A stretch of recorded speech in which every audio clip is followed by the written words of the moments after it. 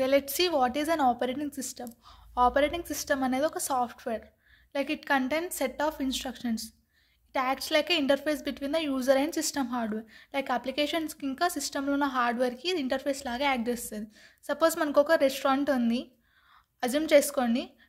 Restaurant manager అనేవాళ్ళు OS అనుకుందాం. So మన అవైలబుల్ హార్డ్వేర్ రిసోర్సెస్ ఏముంటాయి, చెఫ్ కానీ ఇంగ్రీడియంట్స్ కానీ ఇవన్నీ మన హార్డ్వేర్ రిసోర్సెస్. మన యూజర్స్ ఎవరు, కస్టమర్స్. రెస్టారెంట్ మేనేజర్ ఏం చేస్తారు, కస్టమర్స్ నుంచి వెళ్ళి రిక్వెస్ట్ తీసుకొని లైక్ ఆర్డర్స్ తీసుకొని వాళ్ళకి కావాల్సిన ఇంగ్రీడియంట్స్ ప్రొవైడ్ చేస్తారు.